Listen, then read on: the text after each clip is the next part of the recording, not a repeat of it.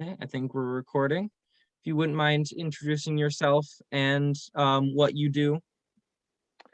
Hello, my name is Thomas Darling. I am an award-winning journalist and science fiction author. All right. So today I'm going to be interviewing you about uh, how you make ideas sticky and also um, specifically the purpose of a hook when you're writing. Um, First question I have for you is when you are writing, when or why do you think it's important to include a hook? A hook is necessary when you need something to stick out. Obviously, in journalism, you want every story to stick out. You want everything you write to, kind of linger in your viewer's mind. Um, the problem with a hook is it can kind of distract sometimes in journalism, in that if you get someone with a clever lead sentence, you can get them to focus on that, and you only have about 30 seconds to deliver the rest of the story, during which time they won't pay attention to the details. They won't remember, the meat of the story. They're just going to remember the clever hook that you used to lure them in.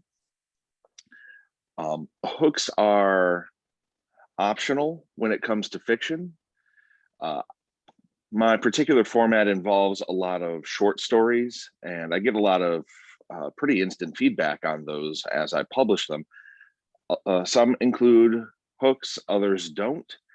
And when you include a hook, it definitely gets people to pay attention to the rest of it longer. Fiction's a bit better because people can read it at their own pace. They can reread it, they can go back. It's not broadcast. Um, if you don't have a hook, you have to rely on the strength of your writing, which is fine. If you have a good story, people will remember it. People will go back over it, find important details, talk about it with other people. A hook will get people to try to do that more. They'll invest a bit more emotionally in your story. So it can be useful. And I know a lot of what I'm talking about kind of sounds like I'm manipulating the reader, but I'm a writer, so that's my job. So that's what hooks are good for, is getting people into a story. Yeah. Um, what do you think makes up a good hook? What should be included, in your opinion, in a well-written hook? A well-written hook can have a few different options to it. In news, especially lighter news, humor, just the even if it's something corny like a pun or some wordplay, that'll be an effective hook. People will take note that this isn't just something mindlessly turned out. Someone put thought into this. Uh, when it comes more to fiction, you have a couple of options. You could go the Edgar Allan Poe route. Everyone knows "Quoth the Raven Nevermore" because it appears like 24 times in that poem. Or you could go for something a bit unexpected. If you subvert someone's expectations with a single word, especially a word at the end when they've already sort of made up in their mind what they think you're going to say, and then you throw them for a loop, that's going to be a good hook. For example, one of my most popular stories shows up on a lot of merch, and it's only like one sentence long, so don't worry. Is deer had philosophers as well, ancient beasts with antlers like forests, who thought deeply on the meaning of hunger and the need for wolves. See, the wolves, that's the hook there. People aren't going to expect deer to consider that wolves are something that they need. So that's the part that most people contact me about. Like, that's what threw them for a loop, and that's what hooked them into the story. That's really cool, and it's a good example. Thank you for that. Thank you. Um, what should we do next? Wherever you like, you're the interviewer. Yeah, this is unique for me. I'm not usually the interviewee. Yeah, I'm sure with your line, it Have you ever been interviewed before? This is not part of what, but like just out of curiosity, Oh have yeah, you done something like this before?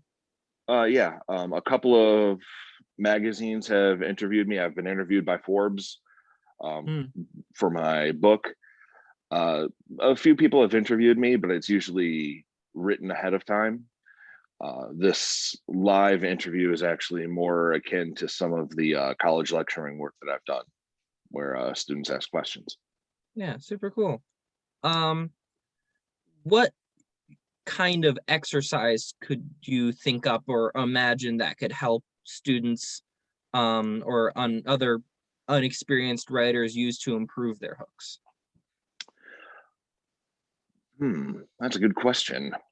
Well, what I do is to, first of all, obviously read, getting as many examples in your mind as possible. That's going to be a good way for you to develop your own style, looking at what's been done before and what was effective. And especially that last part, look at hooks that have worked in the past. Like the example I brought up earlier, Edgar Allan Poe. Anyone can say, quote, the Raven nevermore. That's his hook for The Raven, his most popular poem.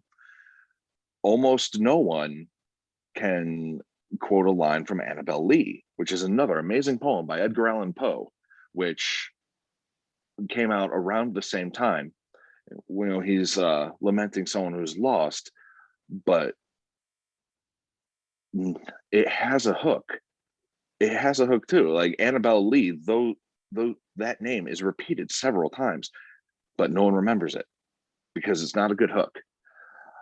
The poem itself is great. I don't want to denigrate Edgar Allan Poe, but the Raven's hook, much better because it's a story element. It it turns every appeal from the narrator back on its head. And it's like an integral part. It's like a story beat in the poem itself. Rather than just progressing along, it takes us back to where we were. That is a good hook. So if you want to learn how to write a good hook, look for hooks. Read other authors and learn what they did. See what stands out in your mind. That'll teach you what a good hook is. Do you think that hooks, when used incorrectly or poorly, have caused like headline syndrome on the internet where people will just read the headline? I know you spoke a little bit about this, but people will just read the headline that's supposed to like hook people into reading the rest of the article, but they don't actually do that due to like the lack of attention or whatnot. Oh, 100%. Hooks are dangerous because, like you said, they can distract from the writing. They can be a lightning rod. One moment, I'm going to start this answer over after I turn off my AC here. You're okay. I want you to have clean audio. I couldn't Um, hear it, but thanks. oh, I didn't know. Yeah, hooks can be dangerous. They can distract from the actual meat of the writing. They can be a lightning rod, like focusing people's attention on one spot and everything around it gets missed. And the way you presented it with headline syndrome, I think that's a good name for it. I hadn't heard it before, but a lot of the stories that I write for the internet then get posted on social media by my news agency, and people will read the headline and they'll head to the comments to immediately start complaining about the content of the article they have not read. So um, I try to write a good lead sentence. That's something they teach you in journalism school. I try to, hook people in, get them interested in the story so that they will continue reading the story. Um, the hook is never the entire content of the story, or you just haven't written a good story yet. But yeah, people often, once they see the hook, aren't interested in, doing the rest of the research or reading the rest of the story. They just want to go off of their presumptions.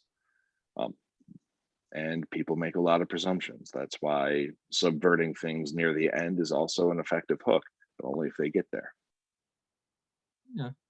Um, what is your opinion on using famous quotes as a beginning to a lot of especially like academic papers. I've heard a lot of opinions that they might be overused or used in the wrong situations. That is one of the methods that I was taught on how to add a hook back in high school, but I'm having a lot of people now say that it's not the best opinion. It seems to be very much like stylistic. What's your opinion on using other people's famous quotes to start out your essays?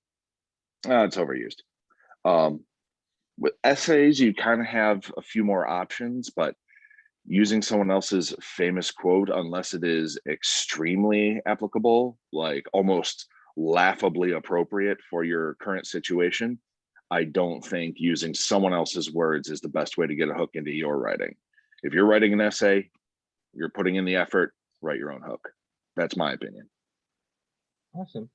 And I guess finally I would ask, do you have any other things non-hook related that might help a young writer that is trying to make their papers and ideas as memorable as possible? Do you have any like advice more broadly?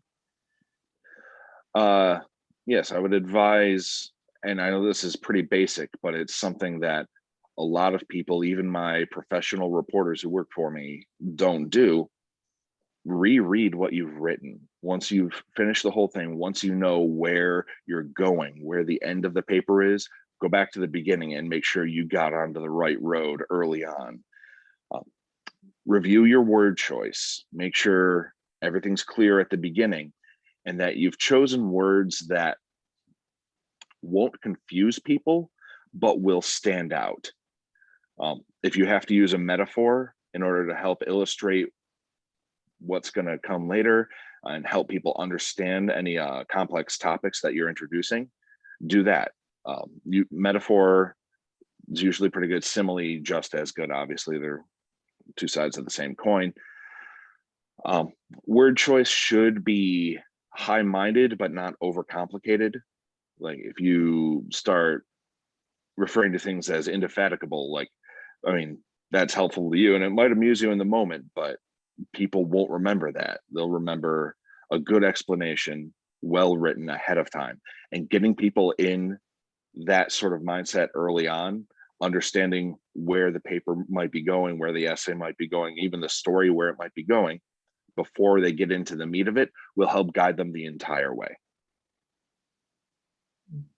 Awesome. Well, I want to thank you so much for coming in and answering my questions. It's a lot of help. It's going to help me a lot, and awesome. And I'll stop.